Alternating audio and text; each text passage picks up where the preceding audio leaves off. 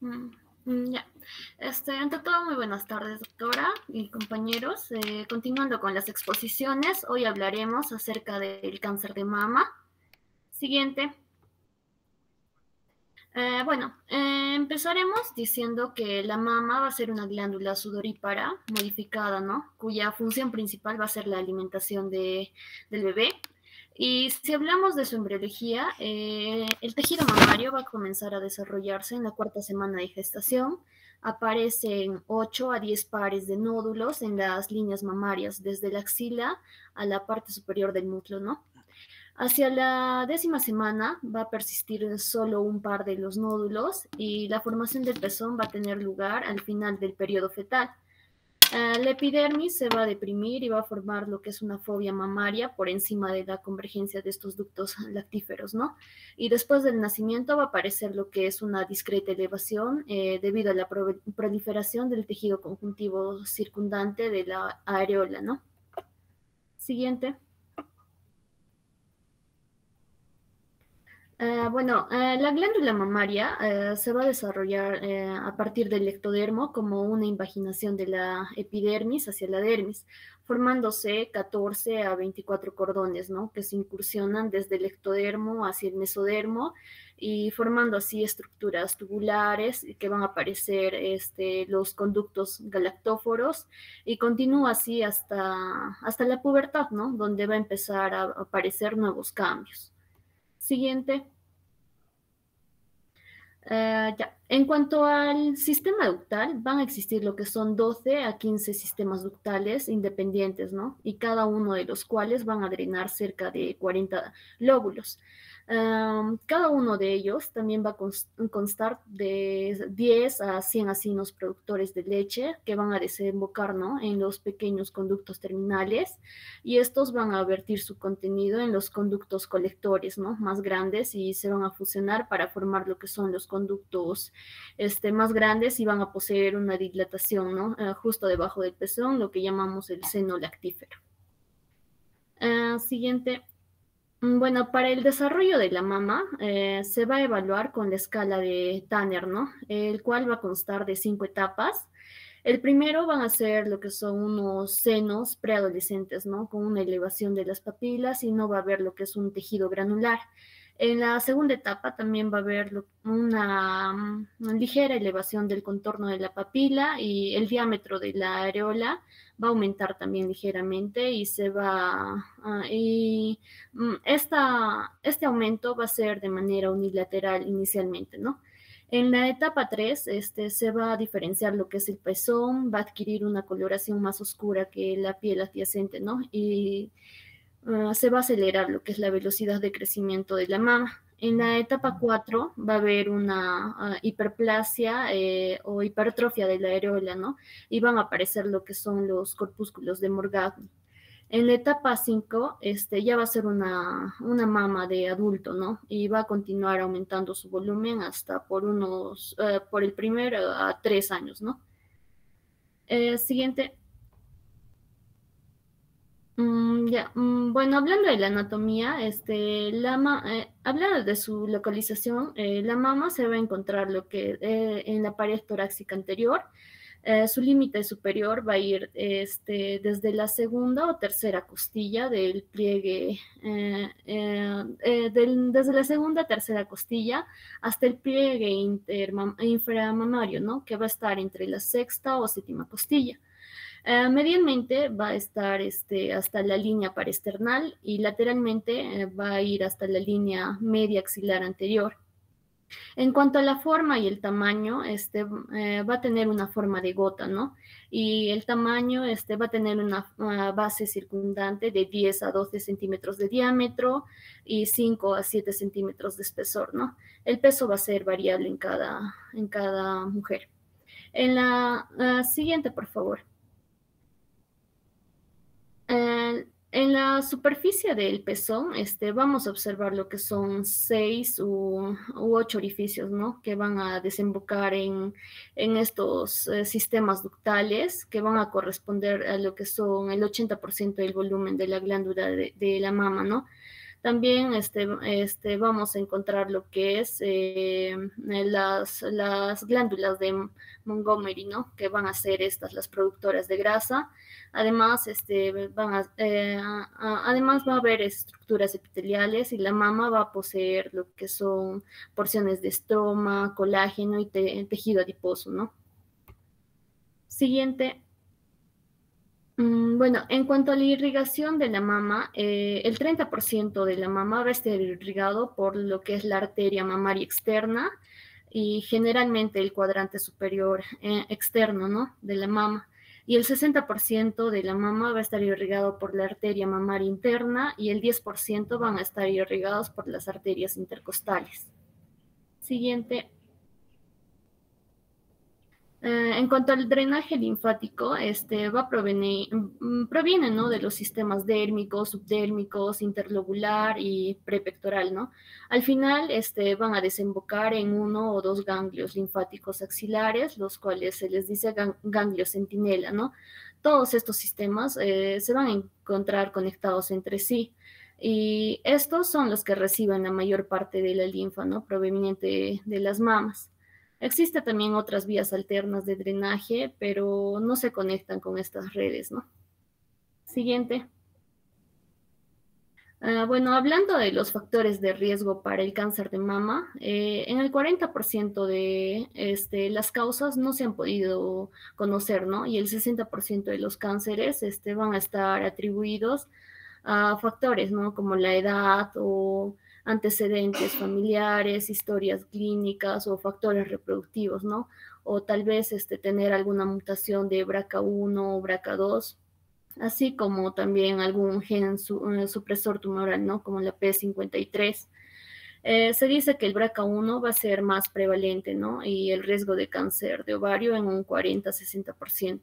Y el BRCA2 se transmite de modo autosómico dominante y le va a conferir un riesgo de 10 al 20%. También vamos a encontrar otro factor de riesgo sería los antecedentes de cáncer mamario, ¿no? Que van a tener, las personas que tienen este antecedente van a ser 2 a 5 veces más riesgo de tener un tumor de mama contralateral, ¿no? Los factores hormonales y reproductivos también van a estar incluidos ahí, la exposición a la actividad estrogénica en tiempo e intensidad o una menarquia precoz, ¿no? Antes de los 12 años. O sea que cuantos más años menstrue, entonces más va a estar expuesta a los estrógenos. O una menopausia tardía, ¿no? Por ejemplo, pacientes mayores a 55 años. También la paridad, desde los 35 años va a aumentar 4 veces el riesgo de tener cáncer de mama. También una dieta rica en grasas, va a ser un factor de riesgo y tener antecedentes personales de otros cánceres, ¿no? Como cáncer de ovario, un cáncer de endometrio o algún cáncer de colon, ¿no? Como el síndrome de Lynch. También el consumo de alcohol y factores socioeconómicos y ambientales, ¿no? Que van a estar relacionados con el cáncer de mama. Siguiente. Ya bueno, continuando vamos a hablar sobre la epidemiología. El cáncer de mama va a representar más de 260,000 casos cada año y va a ser responsable de más de 40,000 muertes. Las tasas de incidencia disminuyeron entre 1999 a 2007 en un 8% por año. Va a ser el cáncer, va a ser el tipo de cáncer más común, con más de 2.3 millones de casos en el año 2020, donde también 685,000 mujeres fallecieron por esta enfermedad. Y a fines del año del 2020, 7.8 millones de mujeres a las que los casos anteriores, 5 años anteriores se les había diagnosticado de cáncer de mama, seguían con vida, ¿no? Lo que hace que este cáncer sea de mayor prevalencia en el mundo. La mayoría de los casos de cáncer de mama y de muerte se registran en países de ingresos bajos a medianos. Siguiente.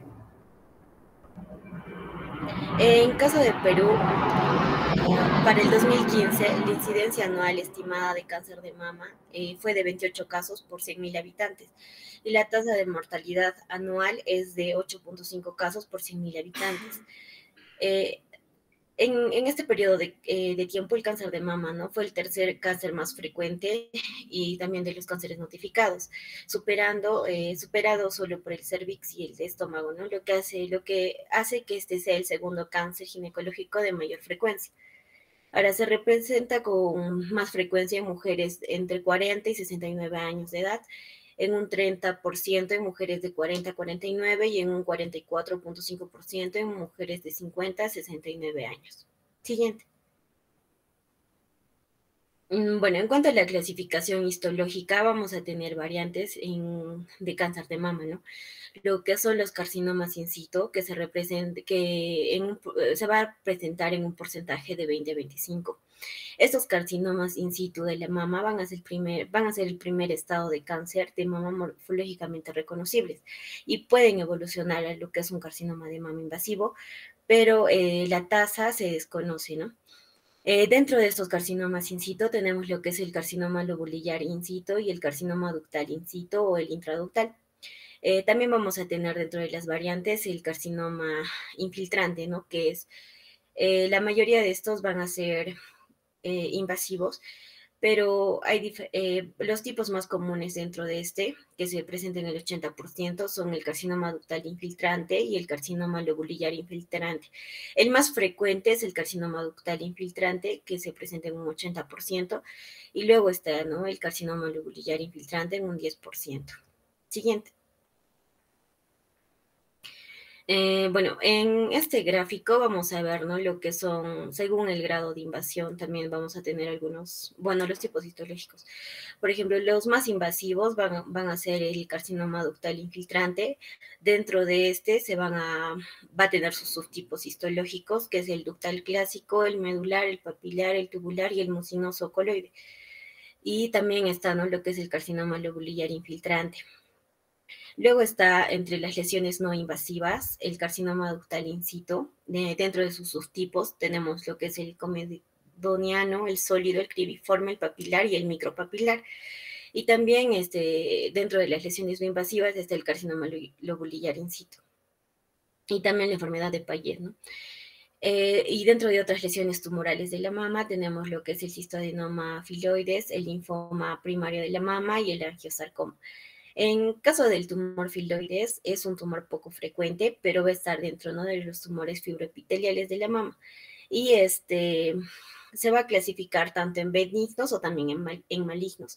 Entre sus formas malignas, incluso el tratamiento se va a acompañar de una radioterapia o quimioterapia muy agresiva. Siguiente.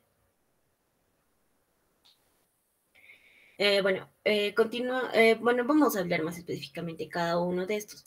Vamos a comenzar con lo que son los carcinomas in situ. Dentro de el carcinoma ductal, ¿no?, in situ. Este va a corresponder aproximadamente el 90% de los carcinomas in situ de la mama. Se describe en 1932 y se define, ¿no?, como carcinoma ductal, va a ser una transformación maligna de las células del epitelio ductal de la mama, pero van a permanecer confinadas a un solo lugar. No va a haber ruptura de membrana basal, va a haber angiogénesis, y no va a haber angiogénesis y tampoco va a haber invasión de lo que es el estroma. Entonces, las posibilidades de una metástasis son mínimas. Generalmente es un fenómeno local y no es una enfermedad sistémica, y se considera, ¿no?, lo que es un verdadero precursor anatómico con un potencial de transformación a un carcinoma invasivo de la mama. El riesgo de que este carcinoma, si no se trata, progrese a un carcinoma invasivo es de un 30%, ¿no?, durante los 10 a 20 años posteriores al diagnóstico inicial. Se va a caracterizar por la proliferación de células epiteliales, presumiblemente malignas, ¿no?, dentro de lo que son el sistema ductal mamario, sin evidencia de una invasión en el estroma circundante. Como podemos ver en la imagen, vamos a ver, ¿no?, va a ver lo que son ya crecimiento, ¿no?, del carcinoma ductal in situ, donde están las flechas rojas. En cuanto a la clínica, en cuanto a la clínica, no presenta síntomas especiales y en su mayoría de los pacientes su diagnóstico va a ser incidental, ¿no? Por ejemplo, cuando se le va a tomar la biopsia de la mama, a causa de una lesión nodular palpable o, por ejemplo, cuando se le haga una mamografía igual, ¿no? Si es que va a presentar alguna lesión nodular palpable. O sea, su diagnóstico es incidental. Ahora, en un porcentaje menor se va a diagnosticar cuando la paciente refiere que tenga una descarga sanguinolenta del pezón. Siguiente.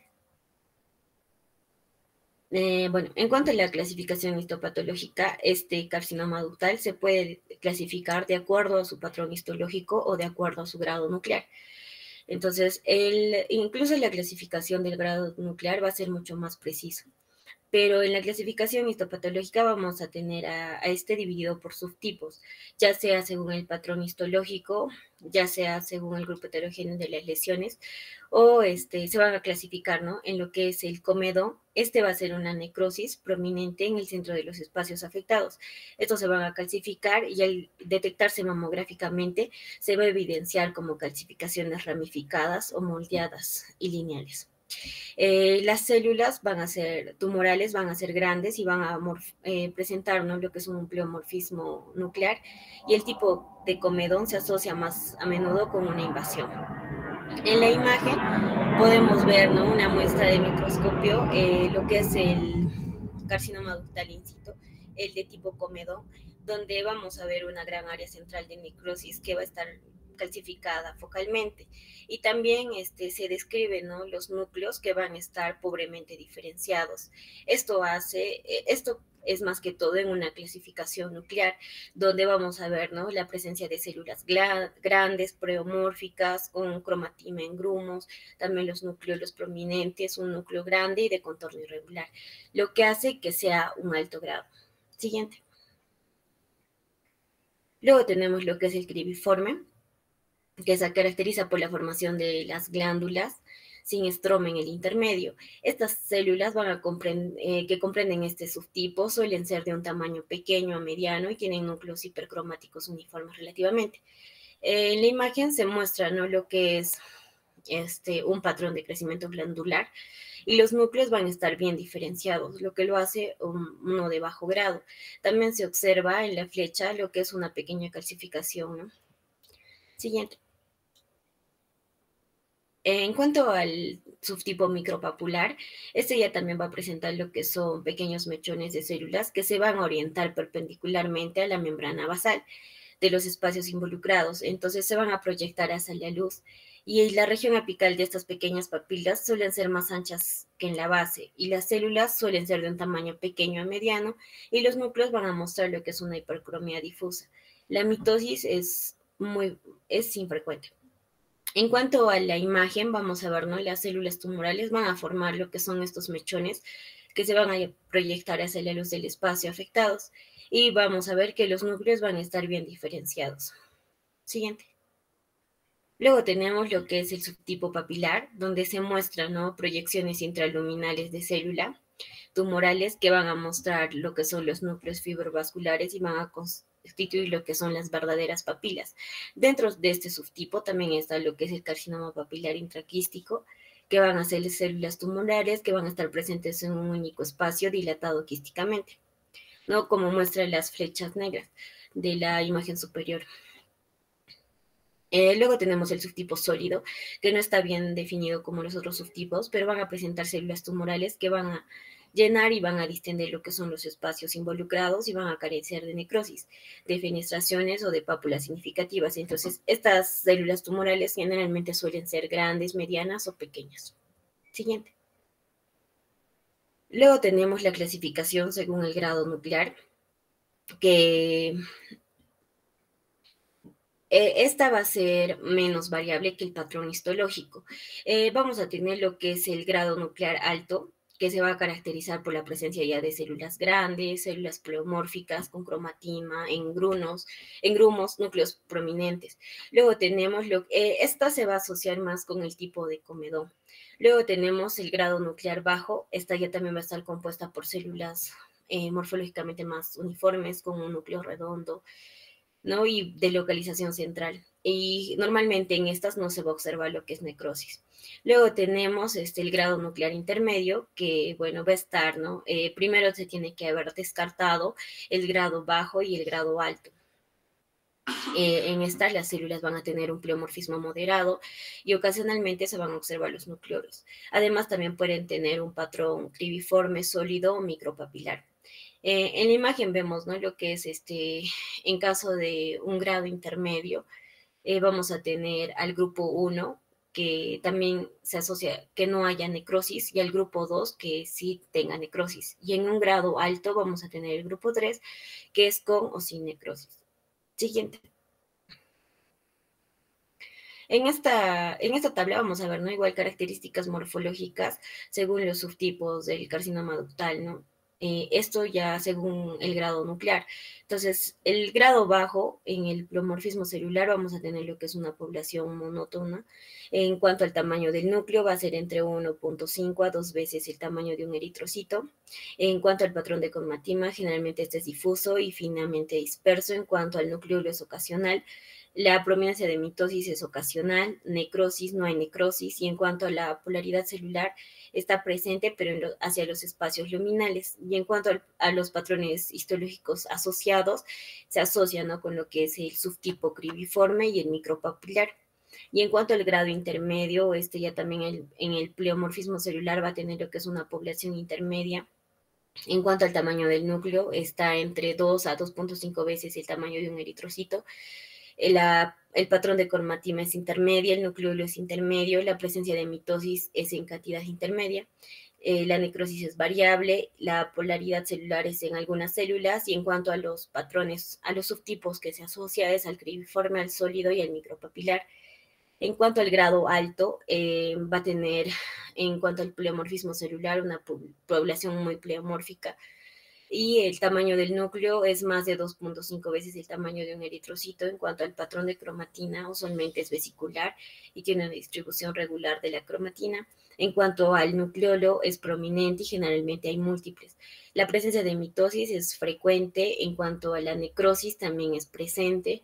En la polaridad celular es ausente porque no se van a polarizar hacia los espacios luminales. Y en cuanto a los patrones, al subtipo que se asocia es al cómedo. Siguiente. Luego tenemos lo que es el carcinoma lobulillar in situ, que va a constituir entre el 0.5 al 5%, y su diagnóstico es incidental. Este va a ser un marcador de riesgo para el carcinoma invasivo, y muchos de los pacientes no requieren tratamiento, solo observación. Este va a ser descrito por Fott y Edwards. Es una lesión no palpable que no tiene, sin expresión macroscópica, y habitualmente es multifocal y tiene una capacidad de progresión, ¿no?, que se origina en los lóbulos y en los ductos terminales, y se va a propagar a los canalículos en difusión pagetigoide. Es una lesión invasiva, ya que las células neoplásticas no van a atravesar lo que es la membrana basal, y esta se considera no solo como un marcador de riesgo, sino también como una lesión precursora no obligada, ¿no?, a un carcinoma mamario lobular invasivo.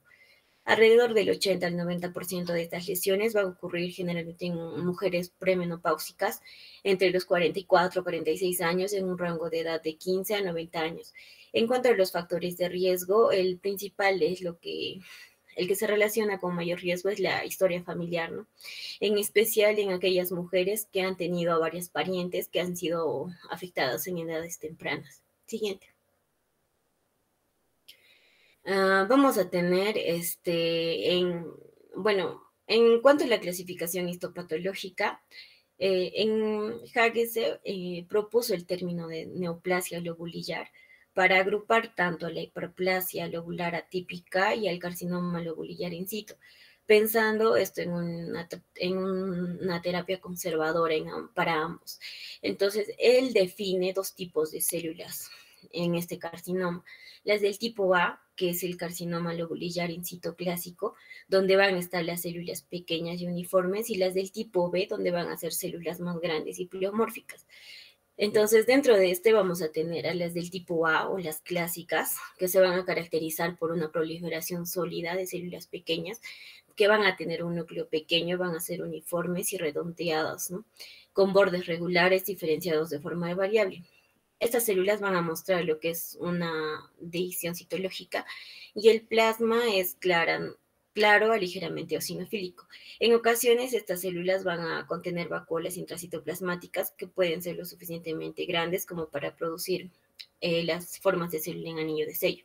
Y luego tenemos las del tipo B o las pleomórficas, ¿no? Que en estas ya también van a ser células más grandes que van a mostrar un marcado pleomorfismo nuclear donde se va a mostrar una necrosis central y calcificaciones, y se asocia, ¿no?, a lo que es un carcinoma lobulillar pleomórfico infiltrante, en las que las células tumorales van a tener la misma apariencia morfológica que este carcinoma in situ. Siguiente. Luego propone, ¿no?, lo que es la OMS, poner el término a esta una neoplasia intraepitelial lobular, que se conoce como LIN, el cual tiene una subdivisión en 3 grados. El grado 1 presenta una sustitución parcial o completa de las células epiteliales normales de los acinos dentro de uno o más lóbulos por una proliferación de células uniformes de un margen mal definido, y que pueden llenar pero no distender la luz de los acinos. Luego tenemos un grado 2, donde ya se va a observar una proliferación más abundante de las células similares a las del grado 1, pero van a llenar y van a distender algunos o todos los acinos lobulillares, pero va a haber una conservación del estroma interlobulillar. Y en el grado 3 ya también va a haber un alto grado de distensión acinar, también va a haber contacto entre los acinos y el estroma casi no se va a apreciar. Este grado se subdivide, ¿no?, en lo que es el necrótico pleomórfico y las células en anillo. Siguiente. En esta imagen vamos a ver, ¿no?, lo que es la diferencia tanto en el carcinoma ductal in situ y el carcinoma lobulillar in situ. En cuanto al ductal in situ, el tamaño de la célula va a ser de mediana a grande. El patrón, vamos a tener, ¿no?, los subtipos, que es el comedo, el cribiforme, micropapilar, papilar y el sólido. En cuanto a las calcificaciones, en el ductal puede haber o no, el riesgo de cáncer invasivo posterior es más alto y la ubicación del cáncer invasivo posterior es generalmente ipsolateral. En cuanto al lobulillar in situ, el tamaño de la célula va a ser pequeño, el patrón es sólido y las calcificaciones por lo general no se van a presentar, y el riesgo de cáncer invasivo posterior es mucho más bajo. Y la ubicación del cáncer invasivo posterior va a ser ipsilateral o contralateral. Siguiente. Siguiendo con la exposición, vamos a ver lo que son las lesiones invasivas, lo que es el carcinoma ductal infiltrante. Este va a ser el tipo más común de cáncer invasivo entre el 70 y el 85%. Este también se va a denominar carcinoma infiltrante de ningún tipo especial o carcinoma infiltrante no especificado. Y en la evaluación anatomopatológica macroscópica, estas lesiones van a ser más duras, más arenosas, de un color más gris, que van a invadir el tejido circundante, como se observa en la imagen, de manera desordenada para crear una forma más o menos estrellada, irregular, que es característica de ¿no? Se caracterizan microscópicamente porque tienen cordones y nidos de células tumorales con cantidades variables de formación de glándulas y características citológicas que van desde no malignas hasta altamente malignas, ¿no? Y las células malignas van a inducir una respuesta fibrosa a medida que van infiltrando el parénquima mamario. Y esta reacción esta reacción fibrosa va a ser la reacción responsable de lo que es la masa palpable en la clínica. Siguiente, por favor. En cuanto a los grados de vamos a tener los bien diferenciados, que es el grado 1, moderadamente diferenciados, el grado 2 y pobremente diferenciados, que es el grado 3. En el grado 1, estos tumores van a ser bien diferenciados y van a tener células que se van a infiltrar en el estroma como nidos sólidos de glándulas, y los núcleos van a ser relativamente uniformes o con poca actividad mitótica.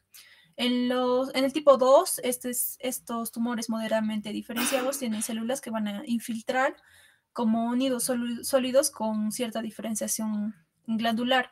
Y en el 3, estos van a ser pobremente diferenciados, se van a componer de nidos sólidos de células neoplásicas sin evidencia de formación de glándulas. Siguiente, por favor.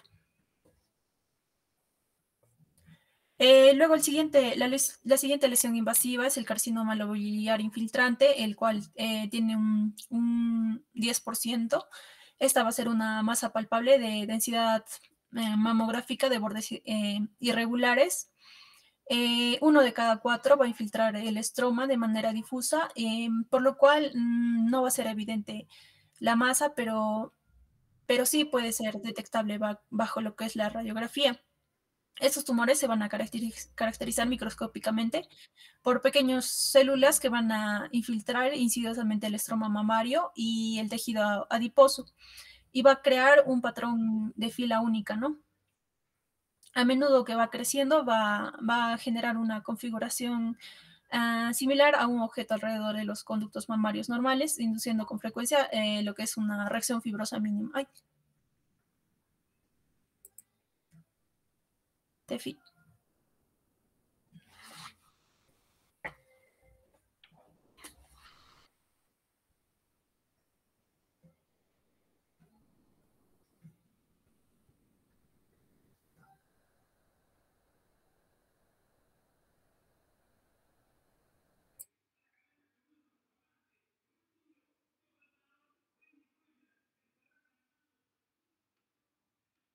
La 28.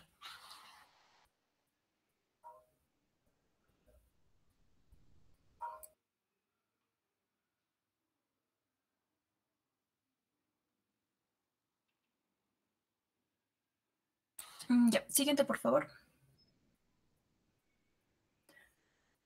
Luego tenemos otros tipos, lo que es el carcinoma medular, el cual va a aumentar con más frecuencia durante la sexta década de vida, y este puede aparentar ser benigno o puede también presentar una tasa de crecimiento elevada. Este va a ser más que todo flexible, bien circunscrito, y va a tener láminas sólidas, figuras mitóticas frecuentes, un infiltrado linfoplasmático y un margen compresivo no infiltrante. En lo que es el carcinoma mucinoso, este va a ser un tumor más que todo blando, con aspecto de gelatina, que suele afectar más que todo a pacientes mayores de 70 años. Luego tenemos el carcinoma tubular, el cual va a tener densidades mamográficas irregulares que aparecen en las mujeres entre 40 y 50 años. Luego el carcinoma papilar invasivo, estos van a ser raros y tienden a tener un pronóstico favorable. Siguiente, por favor. Siguiente, por favor. Siguiente. Luego vamos a hablar lo que es la detección del cáncer de mama. Siguiente, por favor. Para la determinación del riesgo de cáncer de mama es importante determinar el riesgo de una persona para que desarrolle esta enfermedad. Y bueno, usar esta información para recomendar qué tipo de examen, ¿no? La modalidad, la frecuencia de pruebas de detección, y también determinar si necesitan revisiones para pruebas genéticas y considerar la quimioprevención o la cirugía profiláctica. Siguiente, por favor. Los principales factores utilizados para determinar una categoría de riesgo, según lo que es la historia del paciente, van a ser los antecedentes personales, ya sea de cáncer de mama, de cáncer de ovario, entre otros tipos de cánceres. O los antecedentes familiares es importante, también el cáncer de ovario, entre otros, ¿no? La ascendencia asociada a las mutaciones BRCA1 o 2, si es un portador conocido de alguna mutación patogénica para un síndrome de cáncer de mama, ya sea propio o familiar. También la densidad mamaria mamográfica, si ha tenido una biopsia mamaria previa que indica una lesión de alto riesgo, la edad de la menarquia, el número de embarazos y el estado menopáusico también son importantes. Si ha tenido radioterapia de tórax entre los 10 y 30 años. Las mujeres que no tienen ninguno de estos factores generalmente se van a considerar que tienen un riesgo promedio, y bueno, con un riesgo promedio de por vida para ser diagnosticados con cáncer de mama, el porcentaje estimado va a ser de un 12%. Siguiente, por favor. En cuanto al tamizaje de mujeres con riesgo promedio, más que todo la mayoría de las mujeres que van a tener un riesgo promedio, ¿no? La edad va a ser el factor más importante en la decisión para cuándo debe empezar a hacerse pruebas, ¿no? Porque la incidencia de cáncer va a aumentar con la edad, siendo más alta en mujeres que ya son mayores, ¿no? La sensibilidad y la especificidad de la mamografía también va a depender de la edad. Siguiente, por favor. En cuanto a las modalidades de detección, tenemos lo que es la mamografía. Este tamizaje se va a indicar más que todo en mujeres de 40 a 49 años anualmente, según evaluación y criterio médico, basados en los riesgos, ¿no?, individuales que ya mencionamos para desarrollar cáncer de mama. La mamografía para tamizaje se indica cada 2 años a las mujeres asintomáticas de 50 a 74 años. En cuanto a la edad menor de 40 años, ninguna guía nos recomienda la detección de rutina para mujeres con riesgo promedio que tienen menos de 40 años, ¿no? Porque la incidencia es baja y las características de rendimiento en la mamografía van a ser deficientes para las mujeres de esta edad. Para las mujeres mayores de 75 años, en ellas se les ofrecen pruebas de detección solo si su expectativa de vida es al menos 10 años, y para las mujeres de ese grupo de edad se eligen hacerse esta prueba, ¿no?, en la mamografía cada 2 años. Siguiente, por favor. En cuanto a la ecografía de mama, esta no es considerada un método para tamizaje, pero se recomienda en mujeres de 30 años, más que todo para el seguimiento o diagnóstico de una anomalía observada en una mamografía de detección para aclarar las características de una posible lesión, ¿no? En cuanto a la resonancia magnética, no se recomienda para la detección de mujeres de riesgo promedio. Más que todo se realiza en combinación con una mamografía y se usa principalmente para detectar lo que es la patología mamaria en pacientes de alto riesgo. Siguiente, por favor. En cuanto al examen clínico de mama, este se va a realizar anualmente a toda paciente a partir de los 25 años, o ya sea desde el inicio de las relaciones sexuales en menores de edad. Y bueno, se va a realizar en presencia de otro personal de salud o en presencia de algún familiar, ¿no? El examen clínico de mama se realiza en condiciones que van a garantizar la privacidad del paciente y más que todo el respeto, ¿no? Siguiente, por favor. El autoexamen de mama, bueno, se pueden realizar cada persona tiene que, tenemos que enseñarle cómo hacerle un autoexamen de mama, ¿no? El personal de salud debe enseñar a las usuarias que acuden con la técnica correcta del autoexamen de mama y, bueno, también realizar, ¿no?, la difusión de este. Y bueno, vamos a ver un video al final con cómo es la técnica del autoexamen de mama, pero mientras vamos a ver lo que es, primero tienes que decirle a la paciente que se presente frente a un espejo, coloque sus manos detrás de la cabeza, eleve los codos y observe si hay masas, retracciones, cambios en la textura o coloración de piel. Con la mano del lado opuesto puede palpar toda la superficie de la mano buscando irregularidades en forma imaginaria. Se van a dividir en 4 partes, ¿no? Luego, es importante que examine la axila con la yema de los dedos y con movimientos circulares trate de buscar la presencia de masas y igualmente repetir lo mismo en lo que es el lado opuesto, ¿no? Y eso también se puede realizar en posición echada, colocando su mano detrás de la cabeza, elevando los codos y repitiendo lo que es el procedimiento a lo que hemos mencionado anteriormente. Siguiente, por favor.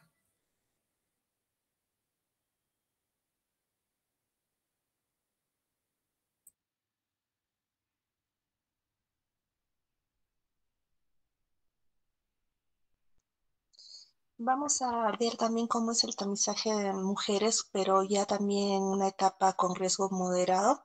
Aquí para las mujeres va a haber un 15 a 20% de un riesgo en la que se le va a incluir a mujeres, las mayorías que van a tener antecedentes familiares de cáncer, sobre todo cáncer de mama, ¿no?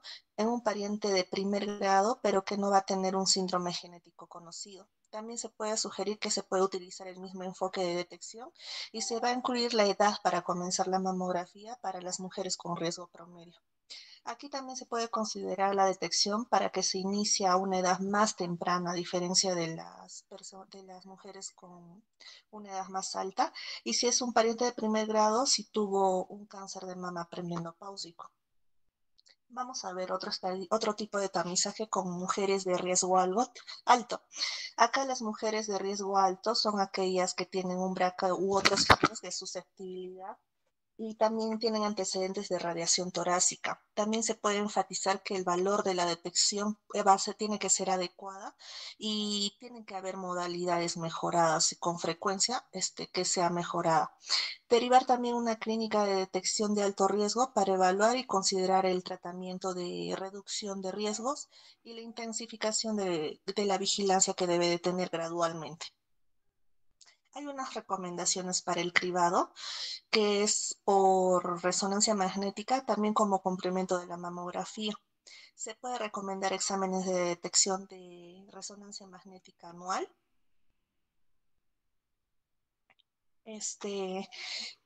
Acá podemos ver que va a haber una mutación del BRCA, también podemos ver que hay un pariente de primer grado que ha sido portador del BRCA, pero no probado. También hay un riesgo de vida menor a 20 a 25%, según lo definido por el BRCA Pro y otros modelos.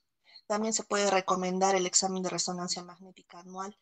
Acá hay que ver si ha habido radiación al tórax entre los 10 a los 30 años y también puede haber un síndrome de Li-Fraumeni y familiares de primer grado.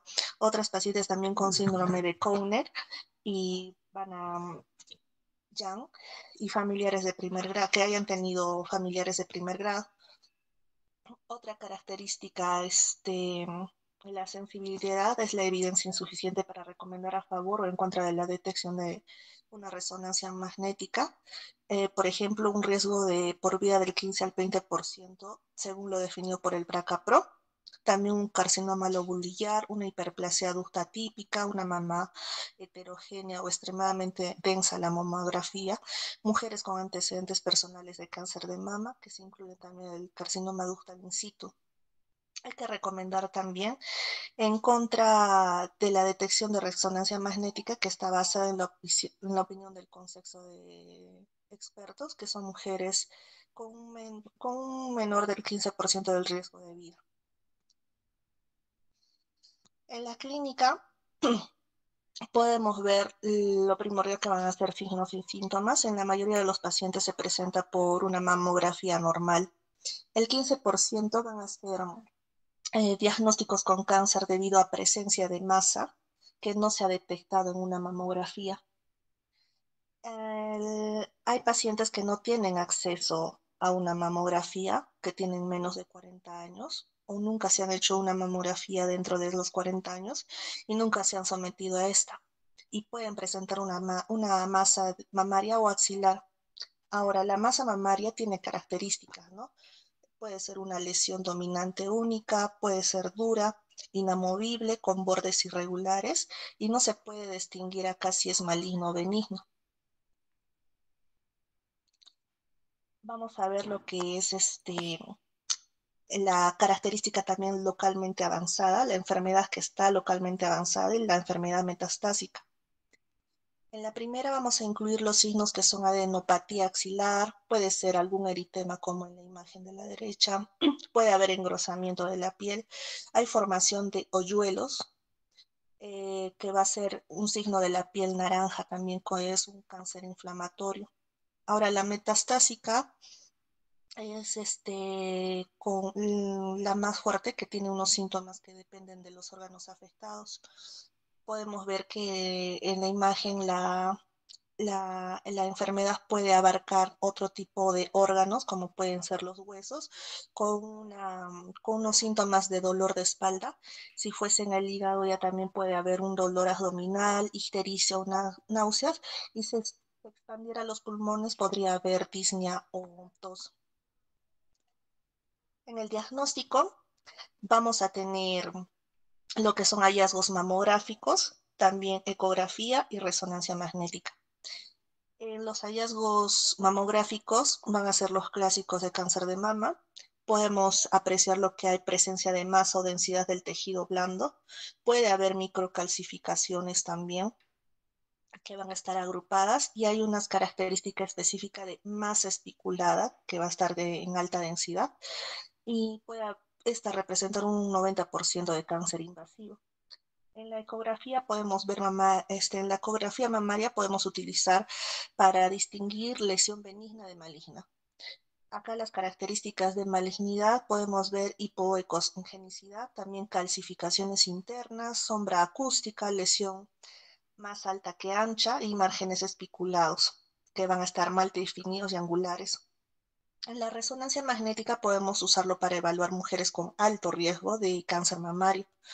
Acá la mayoría de cánceres que se va a realzar en esta resonancia con contraste, pero no se va a especificar para obviar una biopsia, ¿no? Siempre hay que procurar obtener una biopsia para tener algún tipo de características. Por ejemplo, características malignas que van a presentar márgenes de masas irregulares o especulado y va a realzar también el interno heterogéneo y tabiques internos. En la histología ya habíamos visto hace poco, también podemos ver lo que es el carcinoma ductal infiltrante, el carcinoma lobulillar infiltrante, el mixto y otros. El más común en lo que es el ductal infiltrante, podemos ver el tipo que es más común de cáncer de mama invasivo del 70 al 80% y se caracteriza por cordones y nidos de células candidante variables de formación de glándulas. En el carcinoma lobulillar vamos a ver 8% de cánceres invasivos y también se caracterizan por pequeñas células infiltrantes insidiosas, que es estroma y tejido adiposo. También hay patrón de fila única. En el mixto solo va a representar un 7% de cánceres invasivos y comprende por características ductales y lobulillares. En otros tipos solo presenta un 5% que es metaplásico, mucinos, tubulares, medulares y papilares. Otros tipos de subtipos moleculares podemos ver los luminales, los enriquecidos con ER2 y los subtipos basales. Acá podemos ver en este cuadrito que tenemos los subtipos luminal A, B y los otros dos que había mencionado, donde podemos ver que el luminal va a tener un pronóstico bueno, el luminal 2 también, el HER va a ser un pronóstico malo con un HER positivo y el basal like, que es triple negativo, va a ser el de peor pronóstico. Dentro de la estratificación vamos a ver que el cáncer de mama estratifica y va a utilizar el sistema TNM de octava edición del 2018, que va a incluir los grupos de etapas anatómicas, que son grupos de estadios para pronosticar y también se incorporan biomarcadores. A los pacientes también se les puede asignar un estadio clínico y también luego de una operación un estadio patológico. El tumor primario lo vamos a evaluar mediante un examen clínico o de imágenes y la mayoría de cánceres acá se va a asociar a una mamografía anormal. Pero a veces se requiere también una ecografía o resonancia magnética para evaluar una mejor precisión en el tamaño del tumor y también la masa que no se ve en la mamografía, ¿no? En los ganglios linfáticos podemos ver ganglios regionales que son los factores de pronóstico más importantes en cáncer de mama. Acá en la etapa inicial, en un inicio físico no es confiable ni sensible para determinar este parámetro porque los ganglios metastásicos a menudo no se palpan. También se puede incluir axilares, intramamarios, homolaterales, mamarios internos y subclaviculares.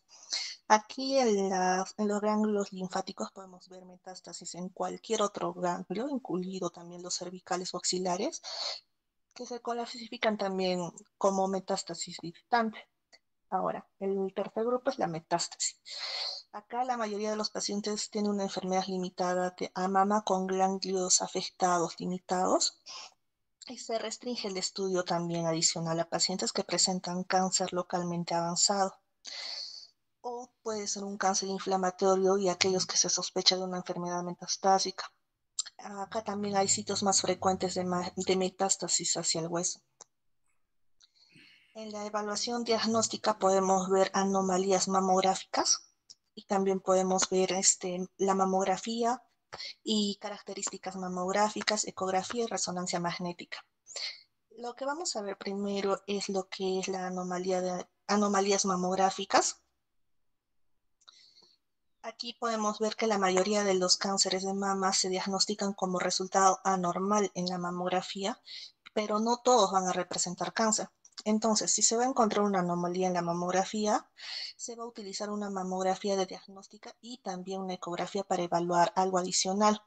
En las características, primero vamos a ver lo que son los BRCAs.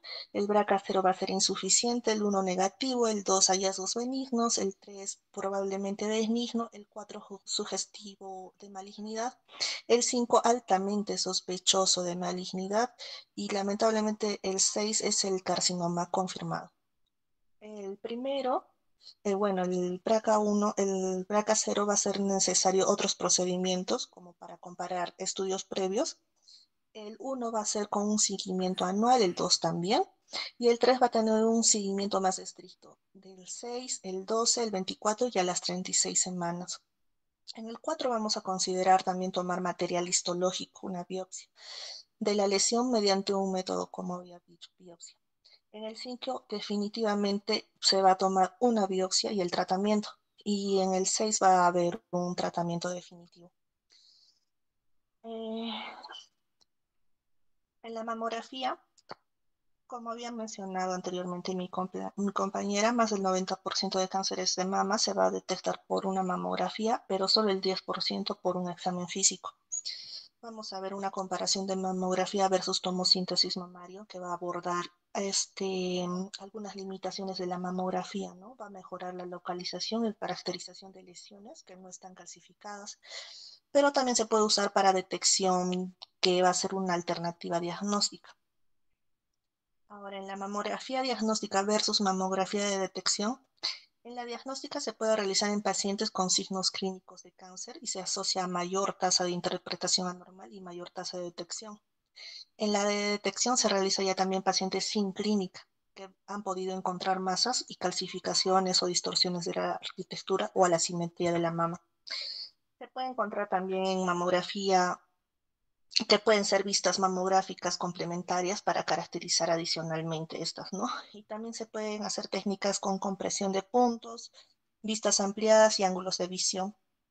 Y también unos cánceres agresivos aparecen entre las mamografías de detección y denominados cánceres de intervalo o pacientes jóvenes que pueden presentar más antes de la edad de detección. En estos casos también la mamografía diagnóstica o ecografía puede ser menor a los 30 años. Ahora, en las características mamográficas podemos ver lo que es la masa del tejido y microcalcificaciones. En la primera vamos a ver una característica más específica de malignidad, que es la masa del tejido blanco especulado, y el 90% de estas lesiones van a ser cáncer no invasivos. Ahora, el 33% de estos cánceres no son calcificados y presentan masas especuladas. El 25% son masas de bordes irregulares, otro 25% son masas redondas, ovaladas o lobuladas y el 10% son masas bien definidas. Dentro de las microcalcificaciones se ve un 60% de cánceres del diagnóstico de mamografía y va a haber microcalcificaciones, ramificación lineal y calcificaciones pequeñas y agrupadas. En la primera se va a asociar con mayor probabilidad a la malignidad y carcinoma ductal in situ. En la segunda son frecuentes en cánceres y seris. También se ve una patología benigna. Como habíamos mencionado, la ecografía va a ser el más útil. Es un complemento diagnóstico para mamografía y se caracteriza más una masa detectada mamográficamente si va a haber una asimetría focal o distorsión arquitectónica. Y se puede distinguir también una malignidad entre una sensibilidad del 98%. Se va a agregar también una evaluación inicial paciente con sospecha de cáncer si hay masa palpable y o se observa anomalía en la mamografía. Para identificar estas masas quísticas, quistes simples o también si no necesitan más intervenciones. Acá también para caracterizar mejor la lesión cuando la masa es detectada en un examen clínico de mama, pero no se ve en la mamografía. Para determinar también si la lesión mamográfica sospechosa puede visualizarse o se puede tomar una muestra mediante una biopsia guiada. También va a servir para medir y clipar lesión antes de la quimioterapia y se coloca dispositivos metálicos de titanio para saber si la localización de esta lesión después de la biopsia o controlar la respuesta. También hay pacientes con ganglios clínicamente sospechosos eh, y se puede detectar también por una biopsia que se identifica por el ganglio positivo y colocar un clip. Ahora la resonancia magnética va a tener algunas indicaciones. Para pacientes con metástasis en ganglios axilares y tumor clínico oculto, puede facilitar la identificación de cáncer oculto y ayuda a seleccionar también a los pacientes con más probabilidades de beneficiarse quirúrgicamente. También es indicación para enfermedades de payés de mama que tiene un examen físico y mamografía negativos, pero puede definir también la extensión de la enfermedad y ayudar a la planificación del tratamiento. La resonancia también va a servir para cánceres de mama recién diagnosticados, pero están indeterminados a pesar de la evaluación clínica e imágenes o clínicamente más grandes que lo aprecia en mamografía y puede definir también la extensión y ayuda a la planificación del tratamiento. También sirve para cánceres invasivos contiguos a pared torácica, también para cáncer localmente avanzado. Acá va a ayudar a determinar la elegibilidad y respuesta a la quimioterapia o tratamiento hormonal. Y también pacientes con alto riesgo de mama que se realiza una resonancia magnética bilateral.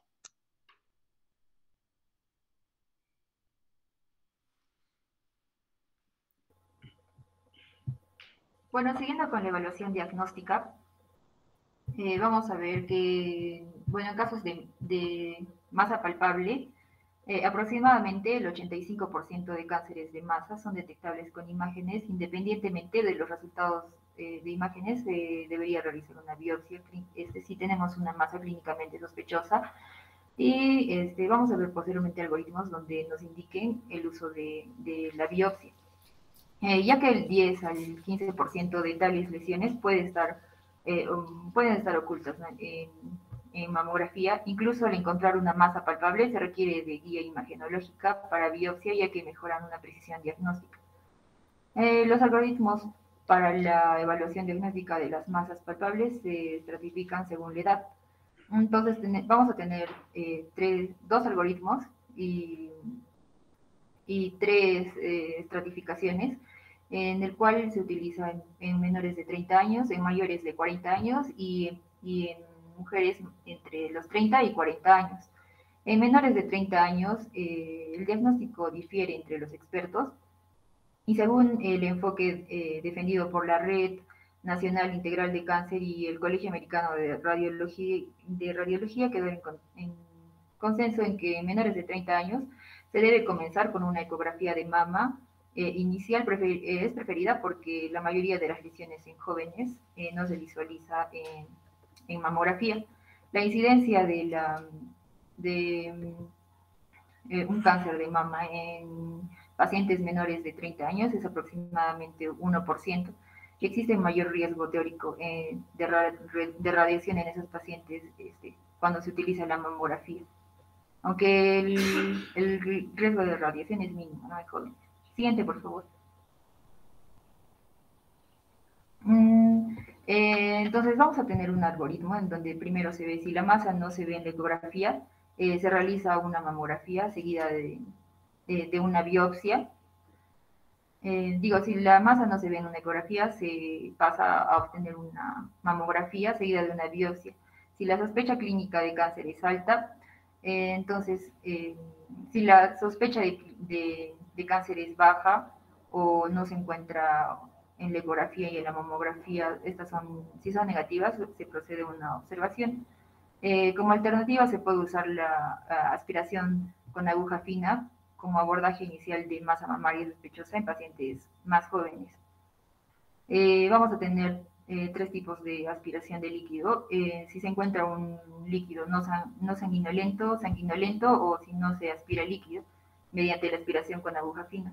Si se aspira un líquido no sanguinolento y la masa se resuelve, se desecha el Paola, un ratito, ya me están pidiendo por favor entrar a la reunión de docentes para poder ratificar a los docentes.